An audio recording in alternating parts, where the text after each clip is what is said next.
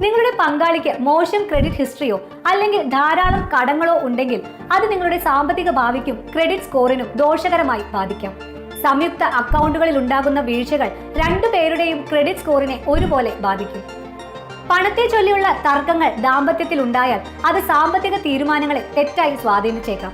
ഇത് കടങ്ങൾ കൂടാനും തിരിച്ചടവ് മുടങ്ങാനുമൊക്കെ കാരണമായേക്കാം. ഇത് നിങ്ങളുടെ ക്രെഡിറ്റ് സ്കോറിനെ പ്രതികൂലമായി ബാധിക്കും. വിവാഹത്തിന് മുൻപ് തന്നെ ചില കാര്യങ്ങൾ ശ്രദ്ധിച്ചാൽ ഒരുപാട് പ്രശ്നങ്ങൾ ഒഴിവാക്കാം. ഒന്നാമതായി, ക്രെഡിറ്റ് സ്കോർ ചർച്ച ചെയ്യുക. വിവാഹത്തിന് മുൻപ് നിങ്ങളുടെ ക്രെഡിറ്റ് സ്കോറുകളെ കുറിച്ച് പരസ്പരം തുറന്ന് സംസാരിക്കുക. ഒരാൾക്ക് മോശ ക്രെഡിറ്റ് സ്കോർ ഉണ്ടെങ്കിൽ അത് എങ്ങനെ മെച്ചപ്പെടുത്താമെന്ന് ആലോചിക്കുക. രണ്ടാമതായി, സാമ്പത്തിക ലക്ഷ്യങ്ങൾ ചർച്ച ചെയ്യുക.